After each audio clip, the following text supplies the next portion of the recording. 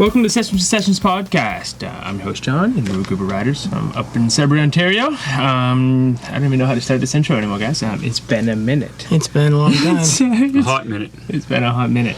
I think 6 months or so since our last podcast about the Beacon. Yeah. But we're back here. We're back. It is, I hesitantly say spring because we don't know when this is going to come out. But it is spring now. I'm here with two of the OGs. So Todd, Coach Todd, how's spring been treating you? How was your winter? Winter was pretty good. We did a lot over the last 6 months since our podcast. We've been training hard and heavy. Fat biking's been off and on, working, training, buying bike parts. Normal winters. Winter has been a little bit funny this year, though, right? Like, Evan, how's winter been up here in Sudbury? It seemed like it snowed every Thursday, and you couldn't get the trails in order quick enough for Saturday fat bike rides. But it took a long time for snow to come, and then it was like pretty mild actually for a lot of the winter, and we just ended up getting like probably the exact same amount of snow that we had all winter in a week last week. So it's been ridiculous. Like, I think this winter, like, if you were to ask me in January, I would have said, oh yeah, it's going to be a super early spring. And I was saying early spring up until I got a Facebook memory of like a year ago, and it was like a year ago, everything was totally clear, and we're still shoveling snow. Yeah, absolutely. But at the same time, I think if we have had kind of 1 foot into spring when we started this year. I feel like no one really jumped at winter as hard. Most people were training on their bikes, getting ready for spring. People are really excited for this year for spring. There's a lot of events, a lot of cool things going on. But we'll get into that a little later. Things have been a whirlwind, guys. We are almost flipped over here in the bike shop to fully bike mode. Should be fully bike mode, hopefully, by the time you get this podcast out. And if unless this comes out in the fall and we're back to ski. But yeah, we're doing our best over here. In the meantime, other changes here at the shop. I no longer own a Honda Element. I broke my Honda Element, and I'm driving a Marquis around full time, which has been pretty awesome. With the dopest bike rack. Yeah, which is pretty sweet. And I have a child, so that's been the latest and greatest over here. But getting into biking here, guys. Heading into spring, last year we did some events, and we're looking to hit those events again this year. Todd, what do we have lined up, later this month? Up and coming, August 28th, Saturday, P2A Classic. It's our second edition with the circus crew. Second edition is going to be a success. We've probably doubled or tripled the number of people that we're bringing. We have official race kits. We're an official race team, so that's another thing that happened. Mm-hmm. We'll probably get into that a little bit too, John, if you wish. It's going to be an amazing race. 20 to 40 people. I forget what the numbers happen to be. We have to cater. It's so big. We have to cater the food. Like, it's ridiculous. It's going to be so much fun. Large. Yeah. So we became an OCA team this year, which is an Ontario. Actually, it's just called OC now. Ontario Cycling is the new acronym. So anyways, we affiliated with Ontario Cycling for the sole reason so that we could wear our jerseys at races, because we showed up last year to the North Bay Provincials and we couldn't wear our super flashy circus race kits unless we had a team. So we made a team. now we're legit, guys. So we are sending the clowns down to P2A once again. Last year we had 9. This year we're going to have over 30. With an entourage, so a lot of plus ones, a lot of families coming down to cheer. Yeah. So probably around 50 people in total, heading down to Paris to Ancaster this year, which is also this year for the first time the National Gravel Championship. So we have a handful of our racers racing in the 100-kilometer race and racing the National Champs category. Evan, you're racing National Champs. Are you excited? I am excited. I'm also kind of nervous to be in and amongst all of the actual racers, but it's going to be really cool to just see how it actually goes down. I've never done a race of that caliber before. I did the P2A last year, but there were the elite group that went out, which I don't think they were as professional as what's going to be on the start line this time, and just to be in and amongst them is going to be pretty fantastic. What do you think they're going to think of our horns? Well, if they're in front, they're going to be awfully angry, and if I'm in front, I don't care what they think. So that's kind of how we're kicking the season off this year. We do also have some racers heading down to the Ottawa Gravel Series. We have that's this coming weekend, and we also have Hell of the North. We have a couple riders going down to do that. It's more of a road race.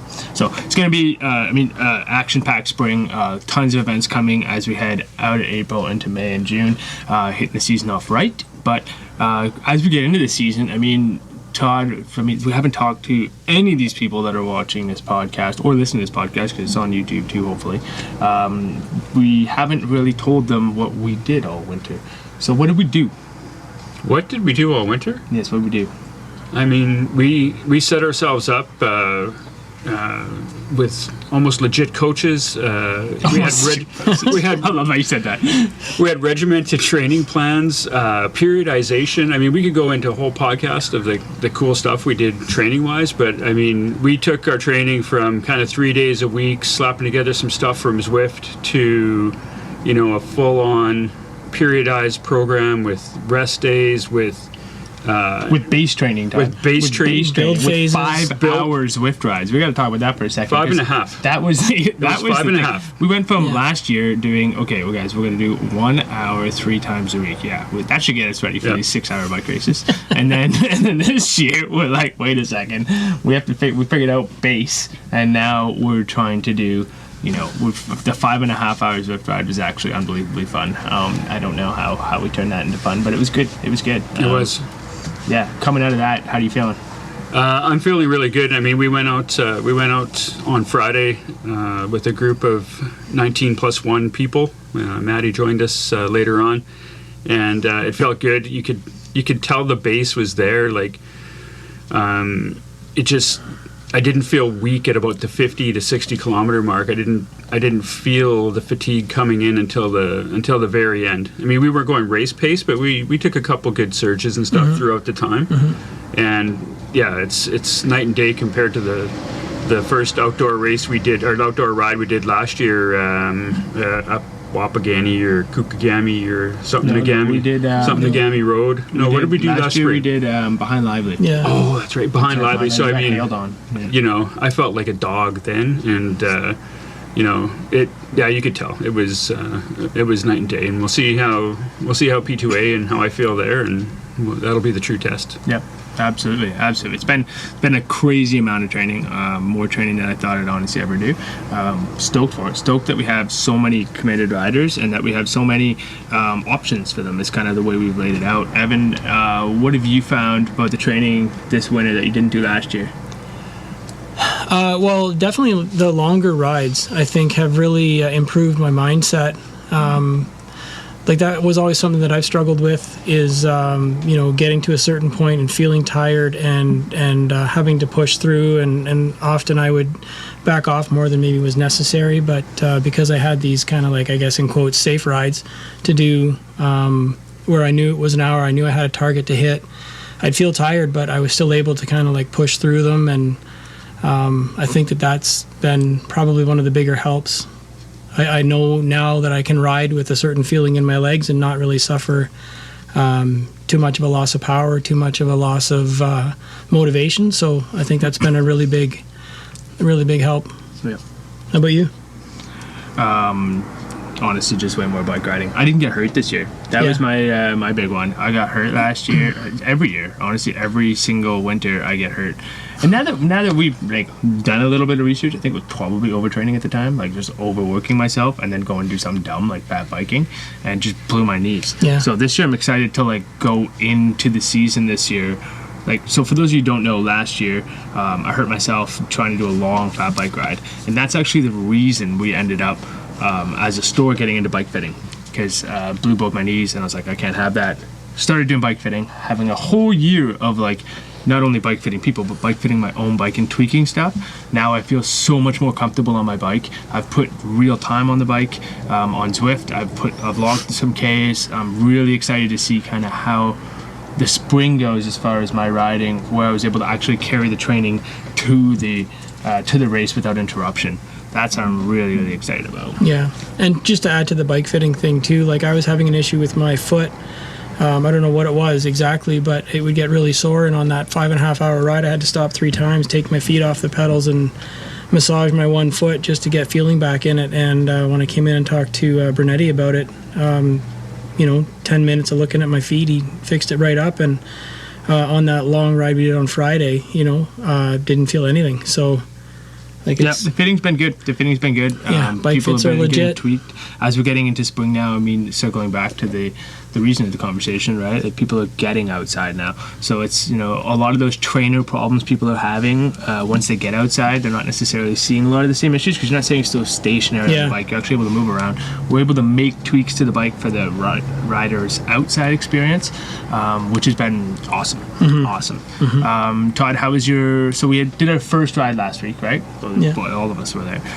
We did 100K in laps back and forth of Coniston Road, because we got snow a couple days before and it was icy, and we had to get out because it was the day we had to get out. But we really went and made the most of it, I think. We had multiple groups, multiple paces. I think everyone had a good time. Everyone completed their desired kilometers, which is really, really great. How was it for you, Todd, as far as equipment? Well, aside from Evan, doing that little extra climb and a little extra at the end without telling me, I kind of still holding a little bit of grudge on that one. But it was good. We did a pre-fit. We did we totally slammed my bike and did a bunch of tweaks, so that felt great. Everyone was together. We were aware of our surroundings. We did a good debrief before we went out.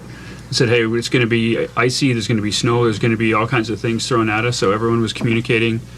But it was refreshing to get out. I mean, the steering, the handling was all new, because on a stationary bike you're not steering or handling a lot, so took a little bit to get used to that, and still comfortable sort of moving yourself on the bike, hopping over little potholes or big potholes, or they were mostly big potholes. Yeah, we actually did a bunny hop. So we did a 100-kilometer ride, but we also did a bunny hop clinic, because the roads are so the roads are terrible. They're dog shit. Terrible. Like, the roads are really bad. So anyways, any of our city officials, sorry, we'll give you a little relaxation, but let's get out there, get the pothole crews out.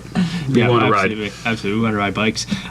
We definitely found some riders, even if they've spent a ton of time on Zwift, they've spent a ton of time doing all this training, their upper body taking a beating.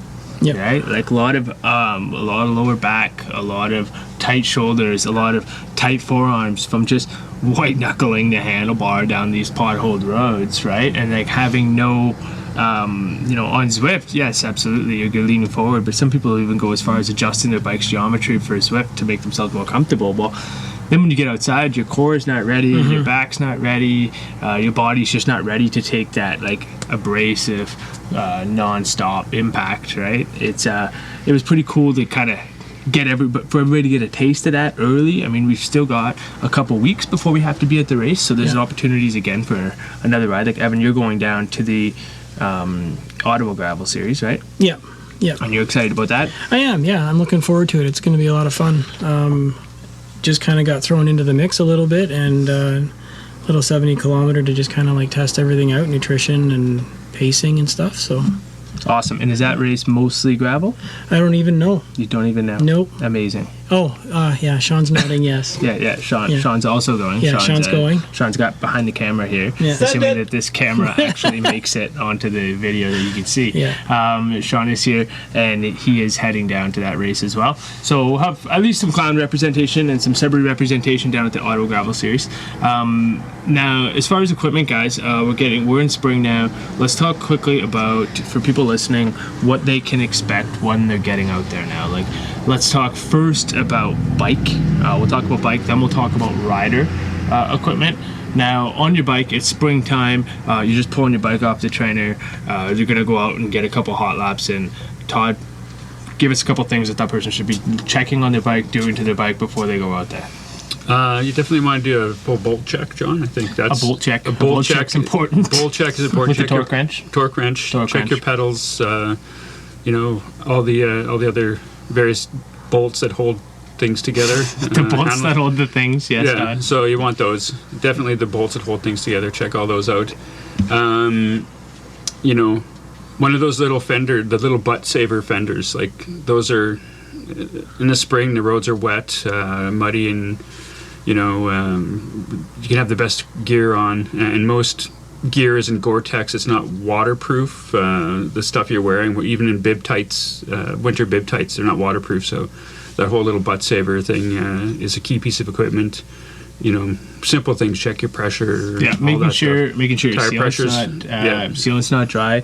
Adding sealant to your tires if you're tubeless is super important to do in the spring. It's something that a lot of people can overlook. Yep. So you want to make sure that not only your tires inflated, but they're holding air, right? Don't just like Frank, just inflate your tire and then show up and hope to God it's going to work, because it didn't work out for him. So we had to put more sealant in and send him back out. So things like that are really important. Evan, you got anything to add? Yeah, to the I bike? think just further to that, if your bike's been stored on a rack or in the garage or whatever, and you really haven't had a chance to look at it, taking it out, making sure it's not all rusted up, and maybe cleaning up those areas that are, and giving your chain a clean and then a lube and that kind of stuff. And if your bike's been stored on the trainer and you've been riding it often, it wouldn't hurt to pull your seat out and make sure your your seat tubes not all, or post isn't all gummed up with sweat, and maybe just give your headset a once over. The headset's super important for sweating, right? When you're sweating straight down onto the headset the entire time you're riding, it's not the worst idea to get your bike into a shop and get them to give your bike a once over before spring starts. The bike might be working really well on the trainer, but the bike's not being ridden outside. So, we have a shop here. You're more than welcome to bring it into sessions, but bring it into your local shop, get them to check it out, get them to take a look at your headset specifically if you're a heavy sweater, but also just going through your gears, all that kind of stuff. If you're on a smart trainer, actually just fixed someone's bike today, whose bike was on the smart trainer. They took it off the smart trainer and put it back on the wheel, and things weren't indexed properly. So if you need things adjusted, it's a really, really good time to do it before the spring rush really does fully start. It's almost there now, but sooner is definitely better. Yeah, and especially right now, you're kind of picking and choosing your days still, so you can take your bike in without losing too many riding days. But 100%. when the season gets a little bit further on, then every day is going to be riding. Yeah, every day you want to be out there. Todd, take us through clothing options. Take us through what to expect. Someone's looking at the weather right now, and they're trying to figure out what to be wearing, outside for those weather conditions. What are they looking for in the weather? Yeah, spring. This carries through into fall as well. You're likely looking at a 5 to maybe even as much as a 15-degree difference. So layers. You want to start with a base similar to winter, but lighter layers, so you can take stuff off. I think the most important kit you need is a vest. Like the vest helps keep your core nice and toasty, and then you can throw the vest off, and then just have a light jacket, and then you got a long sleeve jersey, and then you can either, if you don't have a long sleeve jersey, you can have arm warmers. Like you want to be able to shed stuff, right? and take it on and put it on as the temperature changes. I guess the opposite could be in the evening. You'll start out warm and it'll get colder. So you want to do that in reverse, right? So lots of layers. Carry it with you, because getting cold or wet is no fun. And having something that's modular and a place to put the things that are modular, like a frame bag or something, or stuffing it in the backpack, like thinking about where these layers are going to go when you take them off is important. But we're starting same as we do in the winter, guys, like with a base layer, then a mid layer, and then some kind of an outer layer. The outer layer, is really important this time of year, is having a piece of kit that's windproof, right? Whether it be like a vest or a jacket, even I have a base layer that's got a windstop in it. That's a super key piece, just because you can, even if you're using something that's like a puffy vest or something that's a little bit more insulated, that doesn't have the wind block, and you get out there and it's going to be any kind of wind gusts at you, you're going to freeze, right? Especially as you start to get wet, because at some point or another, it's inevitable, you do end up getting soaked. Evan, hands and toes.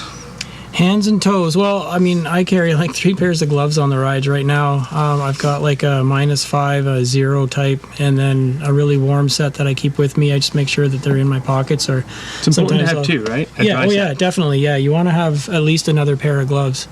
Because if you're riding in the road and you go through a puddle and your tire kicks up and your hands are wet, like that's no fun.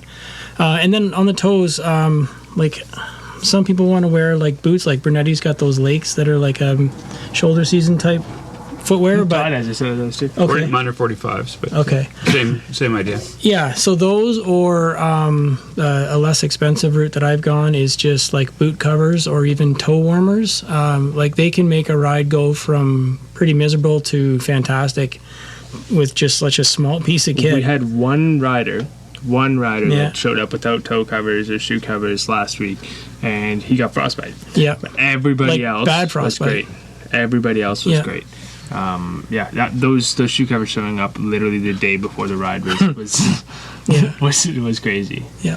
Yeah, I think it's really, really important. Having, again, on the gloves as well, they make different gloves that have different reasons, right? Mm-hmm. And knowing that when's an important time to have an insulated glove versus a like windproof glove is, again, super, super important. So when you're checking the forecast, what we're looking for, obviously temperature, right? You're looking for the temperature from the start of the ride and from when you end the ride. You're not just looking for like the daily forecast. You're looking at hourly, right? So you're going to figure out roughly when you're starting, roughly when you're ending the ride, because you're going to have differences there.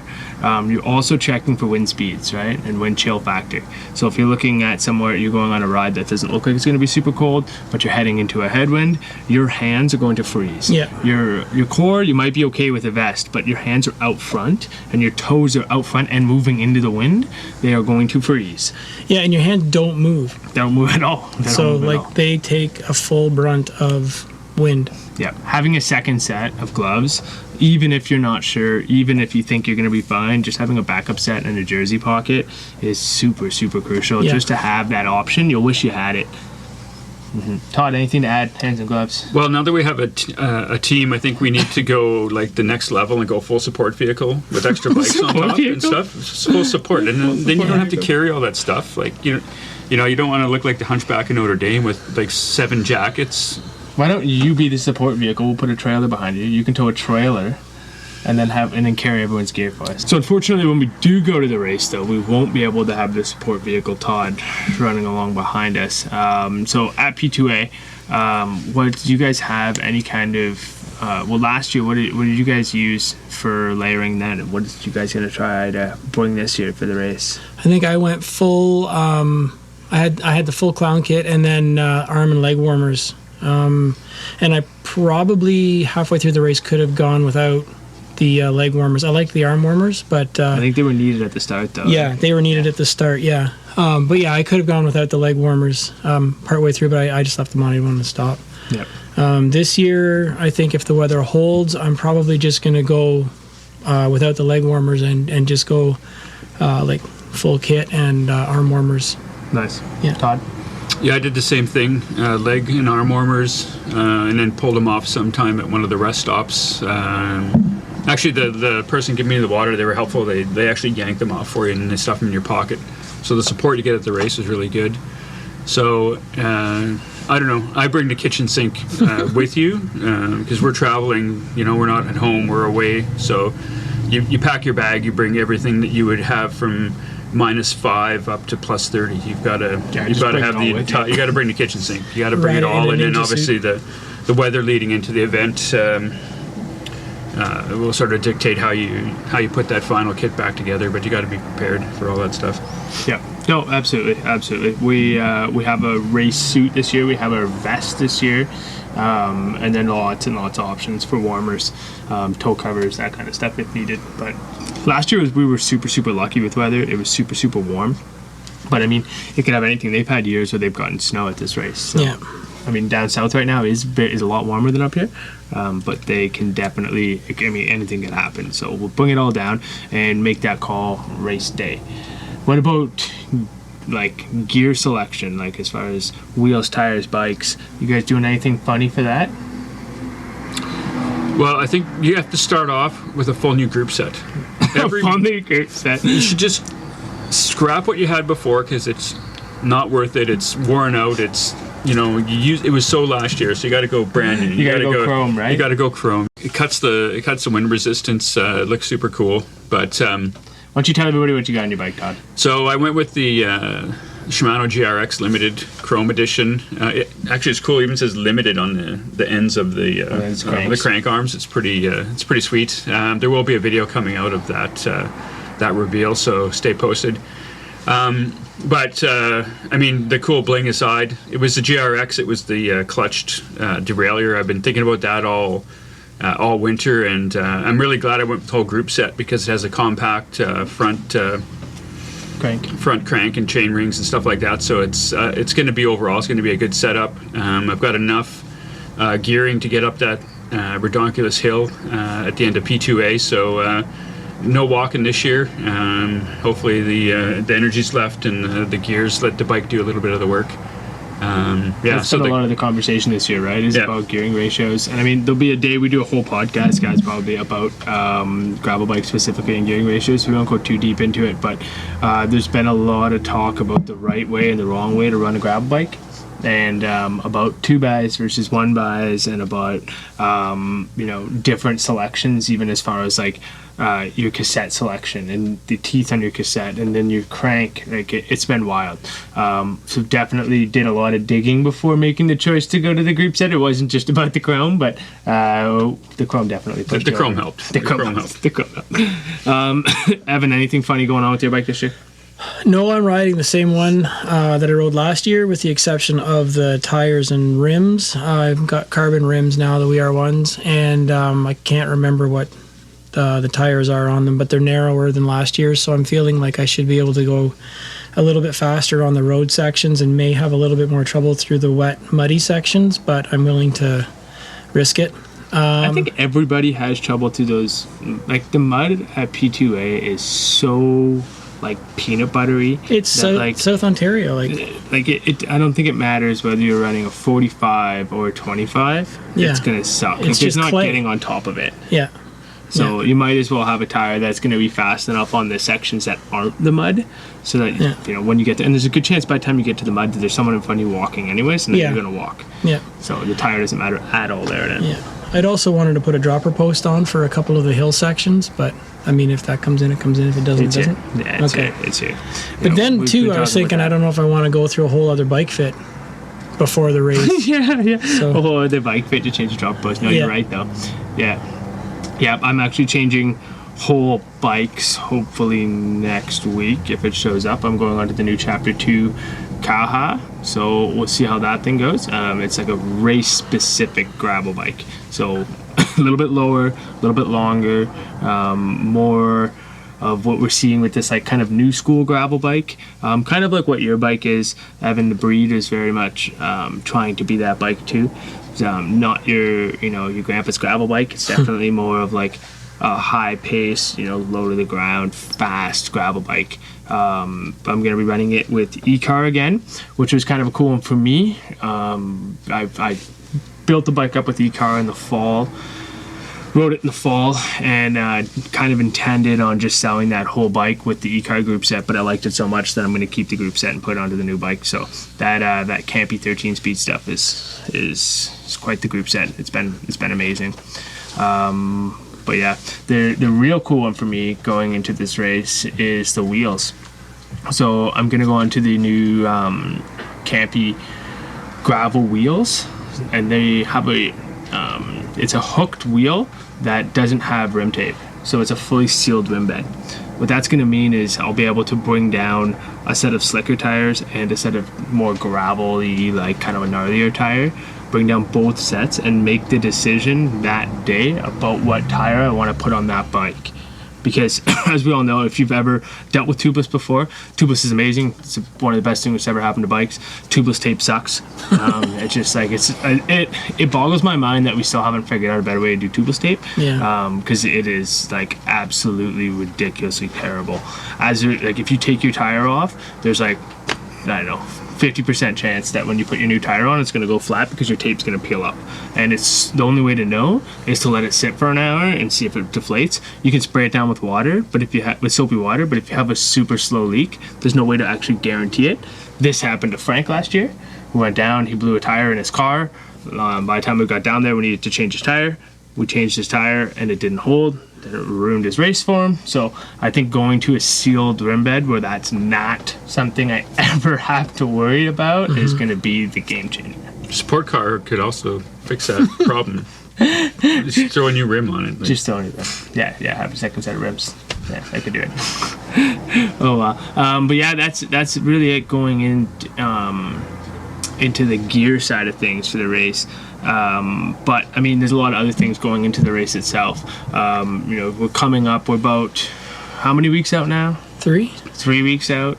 So there's a lot of things, training wise and nutrition wise, we're trying to focus on. Todd, I know you want to talk about that a little bit. Yeah, I mean, race prep, nutrition, it's a hot topic. This past weekend was Paris-Roubaix. The commentary went to nutrition quite frequently, and they actually have like their little microphones in their ear, which we need to get to, actually, now that I'm thinking about it. But they're pros, and they still need reminders for nutrition. So there's race time nutrition. And really, race prep sort of backs up to the season. So at the earlier part of the podcast, we were talking about our training and everything like that. And, it goes down to setting your expectations and what you want to achieve out of your season, out of the individual race. And our group has people from, they just want to get fitter and they want to complete the race, and that's their goal. And that's perfect. That's fine. And then we've got another group that wants to full send it and go until they cramp up and die, and hopefully recover and die again and recover, right? So getting those expectations set at the beginning is very key to any season. Whatever your expectation is, make your plan and then work your plan. We can't overtrain. We also alluded to that earlier in the podcast. Take your rest weeks and embellish the rest weeks. We even have one of our racers that would never take breaks, and we've got this individual now taking full rest weeks, and looking forward to seeing how that works out. Mm-hmm. But yeah, in terms of the prep, a lot of it comes down to the last week and your nutrition going into the last week, and eating a lot of simple carbs and proteins, and you don't want to be eating greasy pizzas in Burger King. That's for after the right? ride. That's for after, right? So get your simple carbs, carb the F up, they say, you need to fuel yourself before. You need to hydrate 1 or 2 days before. Get your body hydrated. You can't hydrate like at 6 o'clock in the morning before an 8 o'clock race and just down water. Like, it's not going to work. So there's a whole lot of, and we could make podcasts on all of this stuff. Full podcasts on it, but this is the Coles Notes. Yeah, we're just giving people the Coles Notes because we haven't seen them in 6 months. Exactly. Yeah. So as we go through, we'll start unwrapping some of these bigger topics. That was it? That was your whole race prep spiel talk? I don't know. I've got more stuff here. You've got all these notes, man. Look at these notes, man. There's like bullet points in bullet points. I'm going to talk about like there's three tiers. Here's a good one. So I was talking about hydration, but I think I prepared for the minor 49er last fall, and so I was up at Thunder Bay working, and like I drank like a madman for the first like 3 days leading into it, and I think I actually pissed away all my electrolytes. So, I don't know. I don't have any scientific basis for that, and I'm not a medical doctor or a sports nutritionist, but I think watching your intake and looking at if anyone knows about the P chart, if it's white, clear, you're drinking too much, back off. But I'd even recommend just keeping the electrolytes. So have the that's something that's been talked about a lot. Is using Scratch or something before the race, not just during the race, right? Being fully hydrated, having tons of electrolytes, making sure like if you're going into a big race, guys, like everyone talks about, like gels and chews and like bars or whatever. It's very personalized. It's very about you. It is not something that like, oh yeah, my buddy says just take 6 gear gels and send it. Like, no, it's not how it works, right? Like everybody's different, not just in flavors, but like your body can actually intake. It is something you have to train. So when you're training in these last couple weeks before a big race, or hopefully before that, hopefully months before, you're able to actually play around with some different nutrition stuff. You're able to play around with different ways to take in calories during a ride, things that work for you, and making sure that you're able to apply them in a high pressure setting as well. So being outside, we like this last week, we were able to actually get out, use these nutritions, and then immediately after, the whole team, everyone's come back like, okay, that didn't work, okay, this worked, okay, I want to do more of this. And that's the kind of stuff you need to be figuring out yourself. You can ask your friends, but like, you need to, like, if you take a gel and your gut goes all sideways on you in the middle of a bike race, like, you're not going to have any fun. Yeah. And adding on to both you and Todd, anything you can do before the race to help your body with nutrition and calories and all that kind of stuff is stuff you don't have to do in the race, right? So if you're looking at hydrating a couple days out, add some E-load to your water, and then that's going to help replace your carbs, your glycogen in your muscles, in your liver. Eating clean, like we were talking about, all of that kind of stuff, and getting like all the junk out of your body so that you're not trying to flush it. And then making sure that the stuff that you eat on the right or on the race is going to be stuff that works. So like, do all of that beforehand and get all the questions out of the way. Makes a big difference. And even to go even farther, remembering to eat, remembering to drink. I've had tons of conversations with riders about, like, they say they go through a bottle on like a couple hour trainer ride or an outside ride, or like, it's cold out, I don't need to drink water. Like, no, you need to be training yourself to get that water. It needs, even if it needs an alarm, right? Like, I set an alarm off on my phone when we go riding for these kinds of events. That's every half hour, 45 minutes. There's a beeper going off in my hearing aids that tells me I need to be eating, and then I just hit reset, and it just keeps running it back. So it's reminding me to intake something. Brunetti saying he needs to go through every hour, he goes to a bottle. That's a really good way to do it too, because then every half hour you look at your bottle and you're like, oh, I'm not quite at half, I need to drink more. Like, you need to set reminders to yourself, because if you get hungry, if you get thirsty, it's like far too late. You need to stay out in front of that. The other thing too is, I was going to say about Brunetti, I kind of went with his model of fueling on the P2A last year, and he's a bigger guy than me, and obviously he needs more nutrition than I do. But I ate probably the same amount of stuff that he did, and I was feeling really heavy and like overfed on the race, and it sapped all of my energy.